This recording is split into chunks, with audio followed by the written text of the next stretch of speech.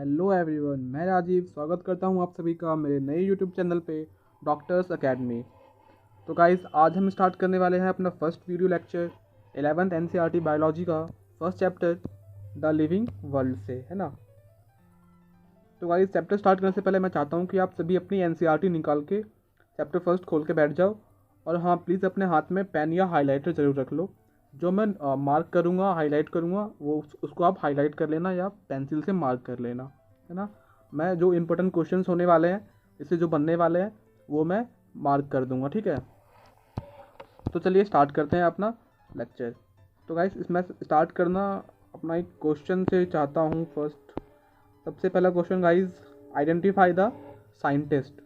आपके पास 3 सेकंड का टाइम है, जल्दी से सोचिए। तो हाँ गाइज, आपने बिल्कुल सही सोचा। ये जो हमारे साइंटिस्ट है, इनका नाम है अर्नस्ट मेयर। यहाँ पे ये लिखा हुआ है ना गाइज। ये एक काफ़ी इम्पोर्टेंट क्वेश्चन है, ये एग्जामिनर पूछ सकता है ना। इसका और साथ साथ क्या पूछ सकता है इस पैराग्राफ में, सारा तो आपको पढ़ना नहीं है। जो मैं आपको बताने वाला हूँ उससे सिर्फ आपको वही याद रखना है। लाइक जैसे ही is also known as the Darwin of 20th century, ठीक है। ये फर्स्ट क्वेश्चन तो ये हो गया। सेकंड क्वेश्चन हमारा ये हो गया। थर्ड क्वेश्चन गाइज, एक इसमें से ये बन सकता है कि इनको गाइज 3 अवार्ड मिले थे, है ना, जिनको कलेक्टिवली हम बोलते हैं ट्रिपल क्राउन ऑफ बायोलॉजी। यहाँ पे लिखा हुआ है ट्रिपल क्राउन ऑफ बायोलॉजी, है ना। इसमें कौन कौन से प्राइज इंक्लूड थे guys? Balzan prize, international prize for biology and Crafoord prize, ठीक है। इतने आपको ये आपका तीसरा क्वेश्चन हो गया, है ना। इतना इतना ही आपको याद रखना है। आपको डेट, ईयर, कब पैदा हुआ कब मरा, उसको आपको याद नहीं रखना है, ठीक है। वो आपसे कोई नहीं पूछेगा। हाँ, तो चलते हैं अपने चैप्टर पे।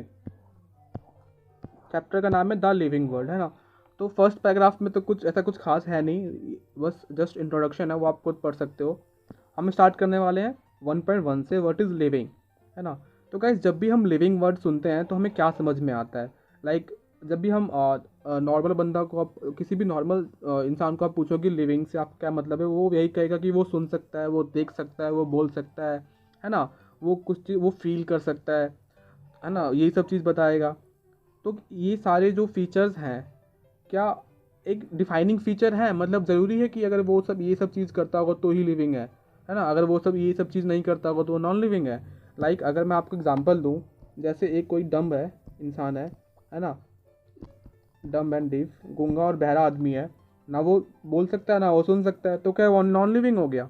नहीं ना, वो तो लिविंग है ना। तो क्या हुआ, ये सारे जो फीचर्स है एक डिफाइनिंग फीचर्स नहीं है ना। जैसे कोई हैंडी का पेशेंट हो गया, वो चल नहीं सकता बेचारा, तो क्या वो नॉन लिविंग हो गया? है ना।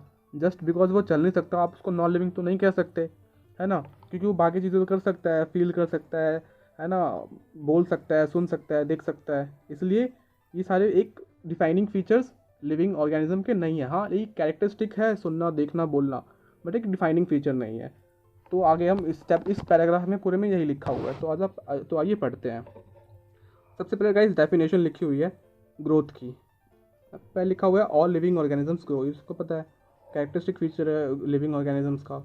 तो डेफिनेशन क्या है? Increase in mass and increase in number of individual are the twin characteristics of growth. ये गाइस एक पोटेंशियल क्वेश्चन है, ठीक है। आगे क्या लिखा हुआ है? आगे लिखा हुआ a multi cellular organism grows by cell division in plants. This growth by cell division occurs throughout the life, है ना। प्लांट्स को आप देखना, वो हमेशा through out the life span बढ़ते रहते हैं। लेकिन एनिमल्स में ऐसा होता है क्या आप हमेशा बढ़ते रहते हो? है ना, नहीं बढ़ते ना। एक सर्टेन एज के बाद आपकी ग्रोथ क्या होती है? सीज हो जाती है। 18, 19, 20 साल के बाद आपकी ग्रोथ बंद हो जाती है। वही लिखा हुआ है in animals this growth is seen only up to a certain age, ठीक है गाइज। इसके बाद जो एक नेक्स्ट इंपॉर्टेंट लाइन जो मैं आपको बताना चाहता हूँ, देखो एनसीईआरटी में सारी लाइंस इंपॉर्टेंट नहीं है, लेकिन हाँ कुछ कुछ लाइंस है जो बहुत ज़्यादा इंपॉर्टेंट है, जो मैं आपको बताने वाला हूँ, ठीक है। वो उसको आपको याद रखना है, आपको मार्क कर लेना है। एक यहाँ पे लिखा हुआ है in majority of higher animals and plants growth and reproduction are mutually exclusive events. ये एक क्वेश्चन है, आपको क्वेश्चन पूछेगा which of the following statements are correct, उसमें एक ऑप्शन ये वाला रहेगा, है ना। तो आपको ये याद रखना है। इसका मतलब क्या है कि जो ग्रोथ है और रिप्रोडक्शन है ये हमेशा साथ साथ होते हैं, म्यूचुअली एक्सक्लूसिव है ना। एक दूसरे पर डिपेंडेंट है ना, इसलिए बोला गया है म्यूचुअली एक्सक्लूसिव इवेंट। ठीक है, तो गाइज मुझे आप अभी हमने एक चीज़ पढ़ी कि increase in mass and increase in number are the twin characteristics of growth, है ना। और हमने पढ़ा कि लिविंग ऑर्गेनिज्म ग्रो करते हैं। तो एक बात मुझे बताओ, सपोज करो ये लैंड है और ये पत्थर है ना। विद द टाइम के साथ साथ क्या हुआ, इस पर कुछ कुछ चीज़ें डिपॉजिट होती रहती है ना, धूल मिट्टी कुछ ना कुछ डिपॉजिट होते रहता है। तो इससे क्या हो रहा है गाइज, अगर आप एक चीज़ नोट कर पा रहे हो तो इसका साइज इंक्रीज हो गया, है ना, साइज इंक्रीज हो गया, मास इंक्रीज हो गया। तो क्या लिविंग है ना। हमने क्या पढ़ा कि increase in mass increase in number तो ग्रोथ के फीचर्स हैं, और ग्रोथ लिविंग ऑर्गेनिज्म शो करते हैं। तो ये दोनों तो पत्थर में भी हो रहे, तो क्या लिविंग है? नहीं है ना, वो तो लिविंग नहीं है ना। तो इसलिए जो हमारा ग्रोथ है वो एक कैरेक्टरिस्टिक फीचर तो है, मतलब लिविंग ऑर्गेनिज्म शो करते हैं, लेकिन वो एक डिफाइनिंग फीचर नहीं है ना। खाली ग्रोथ के चलते हम ये नहीं कह सकते कि कौन लिविंग है कौन नॉन लिविंग है ना। वो हमारा यहाँ लिखा हुआ है, जो बहुत इम्पोर्टेंट पॉइंट है। Growth can not be taken as a defining property of living organism, है ना। क्यों? क्योंकि नॉन लिविंग भी इंक्रीज इन मास कर सकते हैं, इंक्रीज इन साइज कर सकते हैं ना, इसलिए ग्रोथ हमारा डिफाइनिंग फीचर नहीं है। तो अगर हम चलते हैं हम अपने नेक्स्ट पैराग्राफ पे, reproduction is a characteristic of living organism, है ना। जैसे ग्रोथ था ऐसे रिप्रोडक्शन भी है। तो अब मुझे ये बात बताओ कि क्या रिप्रोडक्शन एक डिफाइनिंग फीचर है लिविंग ऑर्गेनिज्म का? सोचो थोड़ा सा, आपको थोड़ा सा पता चलेगा। सबसे पहले तो आप ये बताओ रिप्रोडक्शन होता क्या है। अगर मैं आपको बताऊं कि रिप्रोडक्शन क्या होता है, तो गाइस रिप्रोडक्शन में क्या होता है, दो टाइप के रिप्रोडक्शन में पढ़े हैं, सेक्सुअल रिप्रोडक्शन, ए सेक्सुअल रिप्रोडक्शन। सेक्सुअल रिप्रोडक्शन में क्या होता है, रिप्रोडक्शन की बात करूँ, सेक्सुअल ए सेक्सुअल, है ना। सेक्सुअल में क्या होते हैं, मेल गैमेट फीमेल गैमेट दोनों फ्यूज़ करके, है ना, प्रोजनी बनाते हैं, है ना, प्रोजनी। ये साइंस की भाषा है। अगर हम लेमैन नॉर्मल लैंग्वेज में बोले तो सन या डॉटर बनते हैं ना, इसको बोलते हैं सेक्सुअल रिप्रोडक्शन। इसमें क्या होता है, ऐसा कोई मेल और फीमेल गैमेट नहीं बनता, single parent is involve in asexual reproduction. Whereas in sexual reproduction, है ना, दो पेरेंट्स इन्वॉल्व होते हैं अपोजिट जेंडर के, है ना। ए सेक्सुअल में single parent is involve, no gamete fusion occurs in asexual reproduction.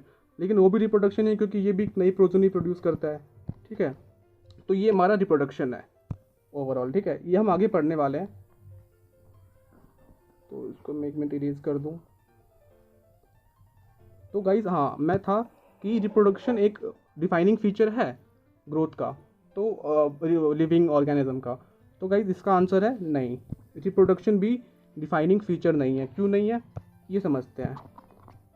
तो गाइज जैसे मान लो कोई स्टेराइल कपल है, वो रिप्रोड्यूस नहीं कर सकते, तो क्या वो नॉन लिविंग हो गए, है ना। वो लिविंग तो है, बेचारे सांस ले रहे हैं, चल रहे हैं, फिर रहे हैं, है ना, सुन रहे हैं, देख रहे हैं, खा रहे हैं, तो वो लिविंग तो है, लेकिन वो रिप्रोड्यूस नहीं कर पा रहे हैं। तो इसका मतलब क्या हुआ, रिप्रोडक्शन भी एक डिफाइनिंग फीचर नहीं है। ठीक है ना।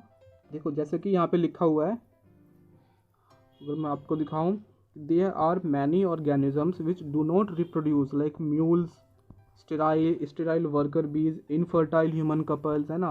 ये रिप्रोड्यूस नहीं करते, बट ये भी तो लिविंग है ना। तो इसलिए hence reproduction also can not be an inclusive defining characteristic of living organism, है ना।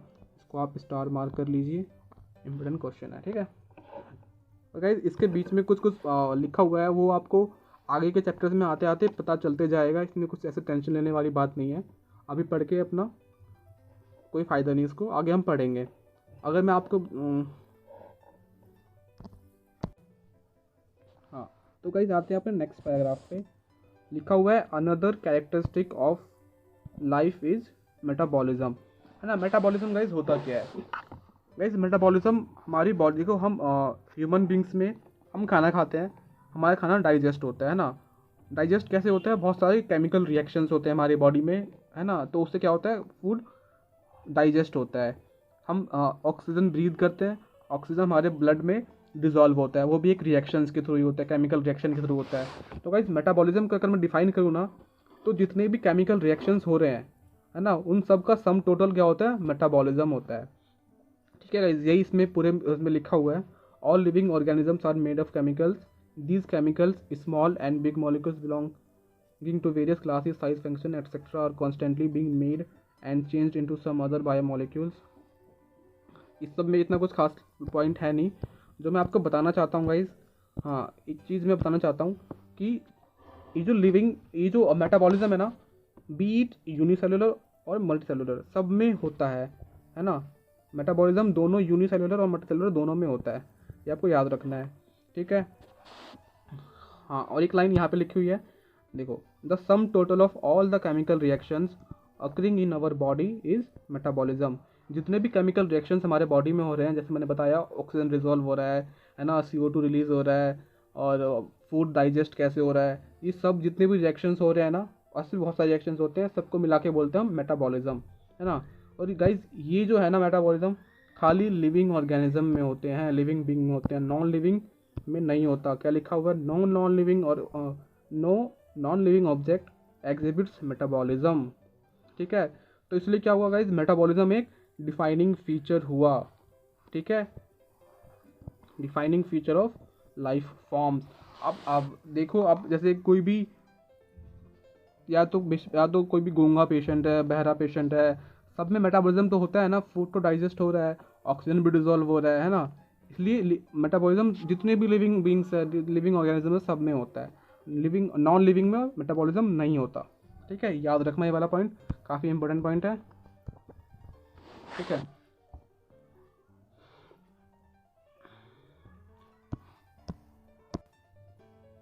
हाँ तो गाइज आते हैं अपने नेक्स्ट पैराग्राफ पे। तो गाइज नेक्स्ट पैराग्राफ में हमारे क्या कह रहा है, आपने देखा होगा कि हम फील कर सकते हैं ना, कोई हम अपने एनवायरनमेंट को सेंस कर सकते हैं ना, हम रिस्पॉन्स कर सकते हैं। लाइक जैसे मान लो आपको जैसे गर्मी होती है ना, हमें जब टेम्परेचर बहुत ज़्यादा इंक्रीज़ हो जाते हैं, हमें गर्मी लगती है, तो हम क्या करते हैं, रिस्पॉन्ड करते हैं ना, फ़ैन ऑन करते हैं, लाइक है ना, कम हम विंटर क्लोथ्स पहनते हैं, है ना, हम क्या करते हैं, रिस्पॉन्ड कर रहे हैं और हमको हीट फील हो रहा है। लाइक आपके कभी हाथ पे पेन चुभ जाता है, तो हम क्या करते हैं, कुछ पिन प्रिक होता है तो हम हाथ दूर कर लेते हैं ना, रिस्पॉन्ड करते हैं। तो गाइस ये आप बस कल ये सिर्फ लिविंग बीइंग कर सकता है ना, नॉन लिविंग ऐसा कर सकते हैं। आप पत्थर में पेन चुभाओ, पिन चुभाओ, क्या वो दूर भाग सकता है, नहीं भाग सकता। कितना भी हीट दो, क्या वो दूर भाग सकता है, कुछ कर सकता है, रिस्पॉन्ड नहीं करता, है ना। तो इसलिए जो यहाँ पे लिखा हुआ है इंपॉर्टेंट लाइन है, consciousness therefore becomes the defining feature of living organism. Consciousness मतलब वही कि हम अपने इन्वायरमेंट को सेंस कर पाते हैं, है ना, रिस्पॉन्ड कर पाते हैं, उसी को बोलते हैं हम कॉन्शियसनेस, मतलब अवेयरनेस एक तरह से बोले तो, है ना, हम अपने सराउंडिंग के अवेयर हैं। सेल्फ कॉन्शियसनेस होती है लिविंग बींग्स में, इसलिए वो self consciousness is a defining property of living organism. ठीक है, हाँ तो चलिए अब शुरू करते हैं। तो गाइज इस अगले पैराग्राफ में इतना कुछ खास है नहीं, बस इन्होंने एक इंटरेस्टिंग सा पैराग्राफ दे रखा है आपको। इसमें कुछ क्वेश्चंस ऐसा है नहीं जो बनने वाला है, आप खुद पढ़ लेना। इसमें कुछ ऐसा इंपॉर्टेंट क्वेश्चन बनेगा नहीं, ठीक है, इसलिए मैं इसको स्किप कर रहा हूँ। हाँ तो गाइज नेक्स्ट अपने सेक्शन पे आते हैं, section 1.2, diversity in the living world. तो गाइज ये डाइवर्सिटी का क्या मतलब होता है, हम जब अपने अराउंड देखते हैं तो हमें अपने अराउंड में कितनी सारी चीज़ें मिलती है, कितने तरह के पेड़ मिलते हैं, कितने तरह के एनिमल्स मिलते हैं ना। हम अपने एरिया अपने सराउंडिंग में अगर हम देखेंगे तो हमें large variety of living organism मिलते हैं ना। कितनी सारी वैराइटीज़ के हमें पेड़ मिलते हैं, पौधे मिलते हैं, है ना, कितने सारे तरह के हमें एनिमल्स मिलते हैं ना। तो ये क्या गाइस, डिफरेंट तरीके के हमें ऑर्गेनिजम्स मिल रहे हैं, इसी को बोलते हैं हम डाइवर्सिटी, है ना। डाइवर्सिटी का मतलब हिंदी में अगर इसको बोले तो विविधता बोलते हैं ना, बहुत अलग अलग तरह की चीज़ें मिलना आसपास में हमारे, इसको बोलते हैं हम डाइवर्सिटी, सिंपल वर्ड में अगर बोले तो, है ना। तो जैसे बायोडाइवर्सिटी है ऐसे टर्म है बायोडाइवर्सिटी, बस इसके आगे बायो लगा दिया। बायो का मतलब क्या होता है, लाइफ, है ना। डिफरेंट तरीके के लिविंग ऑर्गेनिज्म हमारे सराउंडिंग में होते हैं, उसको बोलते हैं हम बायोडाइवर्सिटी, है ना। लिखा हुआ है यहाँ पे, the number and the type of organism present on the earth is biodiversity. Diversity मतलब अलग अलग तरह की चीज़ें, अगर वो अलग अलग तरह की चीज़ें लिविंग हैं तो उसको हम बोल देंगे बायोडाइवर्सिटी। ठीक है।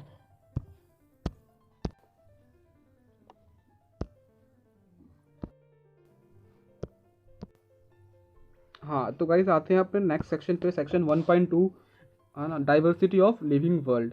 डाइवर्सिटी का गाइस क्या मतलब हुआ? Diversity of living world, in living world, diversity का गाइस मतलब हुआ अलग अलग तरह की चीज़ें, है ना, variety of things around us. तो अगर हम इसके आगे लगा दें बायोडाइवर्सिटी, तो गाइस बायो का क्या मतलब होता है? लाइफ, है ना। डाइवर्सिटी का मतलब अलग अलग तरह के लिविंग ऑर्गेनिज्म हमारे अराउंड में, उसको हम बोल देंगे बायोडाइवर्सिटी। जैसे लिखा हुआ है biodiversity, number and types of organism present on the earth, है ना। जब भी हम अपने अराउंड में देखते हैं हमें क्या मिलता है? बहुत डिफरेंट तरीके के प्लांट्स मिलते हैं, इंसेक्ट्स मिलते हैं, बर्ड्स मिलते हैं, पेट्स और एनिमल्स मिलते हैं, है ना। इसको हम बोलते हैं बायोडाइवर्सिटी। तो हमारे पूरे अर्थ पे कितने तरीके के प्लांट या कितने तरीके के लिविंग ऑर्गेनिज्म है, उसका एक वैल्यू दे रखी है यहाँ पे, जो कि हमें याद रखनी है। The number of species that are known and describe range between 1.7 to 1.8 million, है ना। इसको हमें याद रखना है। ठीक है। ठीक है, तो आगे बढ़ते हैं। तो गाइज जब हमने तभी देखा कि हमारे एरिया में, हमारे आसपास इतने डिफरेंट तरीके के एनिमल्स हैं, प्लांट्स है ना। तो अब एक बात सोचो, वो जो एनिमल्स हैं, ये जो प्लांट्स है, वो हर जगह पे डिफरेंट डिफरेंट नेम से जाने जाते होंगे। इंडिया में कुछ और से, किसी दूसरी कंट्री में कुछ और से, है ना, तीसरी कंट्री में कुछ और नाम से, है ना। हर जगह इसके नाम अलग अलग होंगे। जैसे यहाँ पे लिखा हुआ है, there are millions of plants and animals in the world. We know the plants and animals in our own area by their local names. हम तो उनको सिर्फ अपने लोकल नेम से जानते हैं, है ना। जैसे हम यहाँ पे मान लो ये आम होता है ना, कहीं पे हम अपने एरिया में इसका क्या बोलते हैं? आम बोलते हैं अपने कंट्री में। किसी दूसरी कंट्री में इसका क्या बोलते होंगे? मैंगो बोलते होंगे, बोलते ही है, बोलते क्या होंगे। और किसी अलग कंट्री में, है ना, उसको कुछ और नाम से भी जाना जाता होगा। तो इसलिए क्या हो रहा है कि जितनी कंट्रीज हो रही, जितनी जगह हो रही है, अलग अलग नाम से जाना जा रहा है। एक ही चीज़ के बहुत सारे नाम हो जा रहे हैं। तो साइंटिस्ट ने क्या किया, नामों को स्टैंडर्डाइज कर दिया, है ना। उनको स्टडीज़ में डिफ़िकल्टी हो रही थी, कहीं और पे कुछ और नाम से जाना जा रहा है, कहीं और पे कुछ और नाम से जाना जा रहा है। तो उन्होंने क्या किया, नाम को स्टैंडर्डाइज कर दिया। मतलब एक चीज़ को पूरे वर्ल्ड में सिर्फ एक ही नाम से जाना जाएगा, है ना। मतलब उन्होंने ना नाम रखना शुरू कर दिया, उसको बोला नोमेनक्लेचर। तो पढ़ते हैं क्या लिखा हुआ है। There is a need to standardize the naming of living organism. मतलब हमने नामों को स्टैंडर्ड कर दिया, मतलब पूरे वर्ल्ड में सिर्फ सेम नाम से जाना जाएगा। such that a particular organism is known by same name all over the world. This process is called nomenclature. ठीक है गाइज, इतना समझ में आ गया। nomenclature क्या मतलब हुआ? नाम रखना, है ना, ताकि पूरे वर्ल्ड में एक चीज़ को सिर्फ सेम नाम से जाना जाए। उससे क्या होगा? कन्फ्यूजन कम होगी और स्टडी करने में साइंटिस्ट लोगों को आसानी होगी। अब गाइज नाम रखने से पहले, किसी चीज़ को आप नाम रखने से पहले उसको आइडेंटिफाई करना होगा, है ना। तो उससे नोमेनक्लेचर से पहले एक स्टेप आता है जिसको बोलते हैं आइडेंटिफिकेशन। ठीक है, ये आपको याद रखना है। ओके, तो आगे बढ़ते हैं।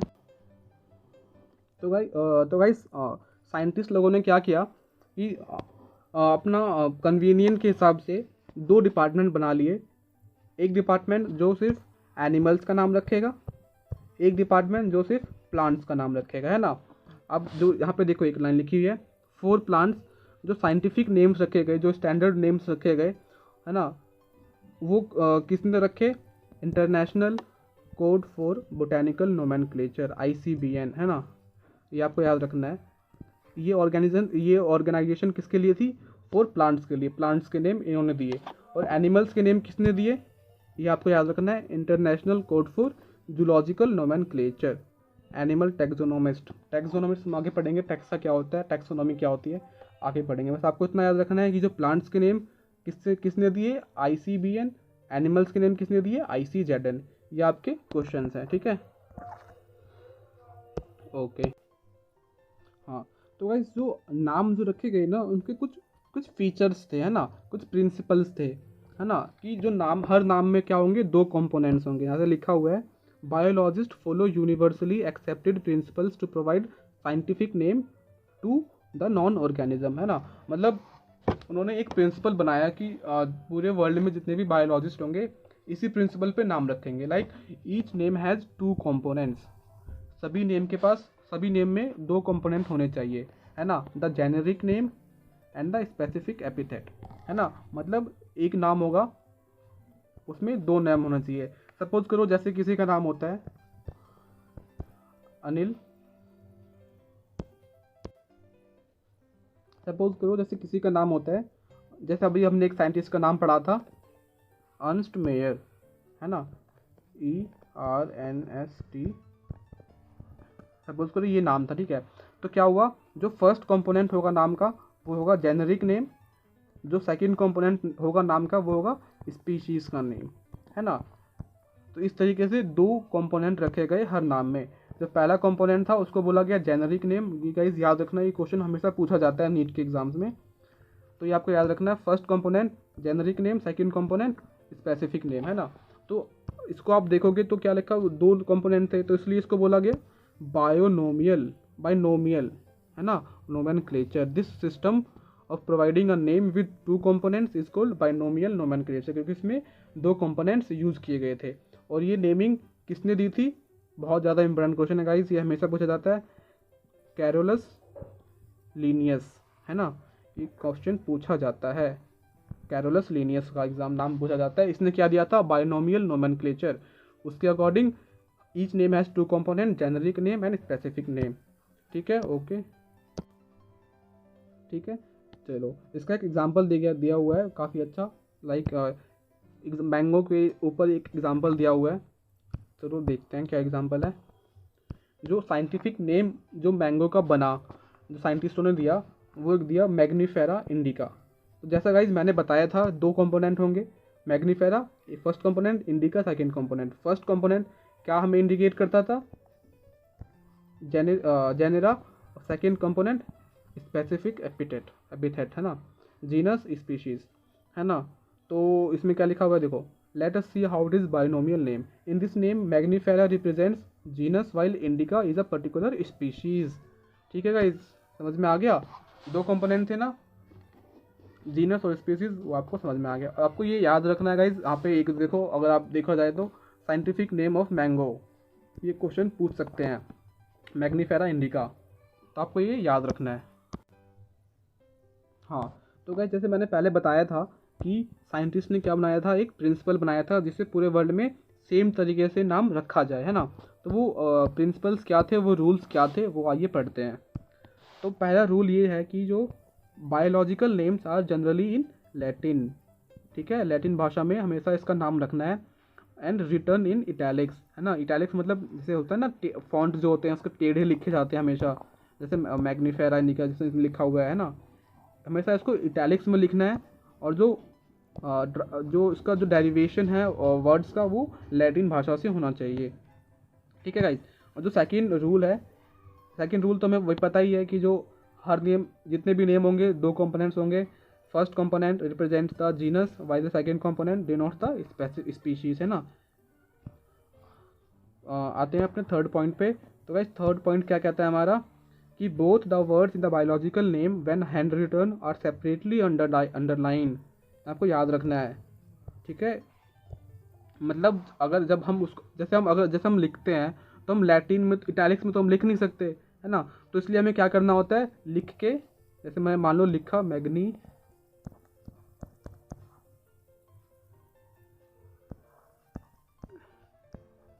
मैग्नीफेरा इंडिका, क्या हो गया, इंडिका, तो मैं क्या करूँगा, इसको मैं अंडरलाइन कर दूंगा सेपरेटली, ठीक है। ये आपको भी करना है जब भी आप एग्ज़ाम में लिखते हो, CBSE बोर्ड्स एग्ज़ाम में लिखते हो तो, ठीक है, आपको अंडरलाइन करना है, नहीं तो आपका गलत हो जाएगा, है ना। क्योंकि हम इटालियन में तो लिख नहीं सकते, इसलिए हमको सेपरेटली अंडरलाइन करना होता है ना। ठीक है, तो चलो नेक्स्ट पॉइंट पढ़ते हैं अपना। नेक्स्ट पॉइंट क्या कहता है गाइज, कि जो फर्स्ट वर्ड है जीनस का, वो हमेशा कैपिटल में लिखना है हमको, है ना। The first word denoting the genus starts with a capital letter while the specific epithet starts with a small letter, है ना। जबकि जो स्पीशीज़ का जो फर्स्ट वर्ड होगा वो स्मॉल लेटर में लिखना है। जैसे एग्जांपल में लिखा हुआ है मैग्नीफेरा इंडिका, है ना। इसमें आप देखिए सारे रूल्स मेंशन हो रहे कि नहीं हो रहे। पहला लैटिन वर्ड्स में है, रिटर्न इन इटैलिक्स, टेढ़े टेढ़े लिखे हुए हैं, फॉन्ट्स जो उसके इटैलिक्स है। और सेकंड पॉइंट क्या है, सेकंड रूल क्या था, 2 कंपोनेंट्स होने चाहिए, जीनस स्पीशीज, वो दोनों है ना। और क्या वो रिटर्न इन इटैलिक्स तो है ही। फोर्थ पॉइंट क्या है कि जो जीनस का जो फर्स्ट वर्ड है कैपिटल, स्पीशीज़ का जो फर्स्ट वर्ड है स्मॉल लेटर में लिखना है। ठीक है गाइस, ये हमारे 4 रूल्स हो गए नोमेनक्लेचर के। तो ये लेक्चर यहीं तक रखते हैं, आगे का हम नेक्स्ट लेक्चर में पढ़ेंगे। Hope you like the lecture.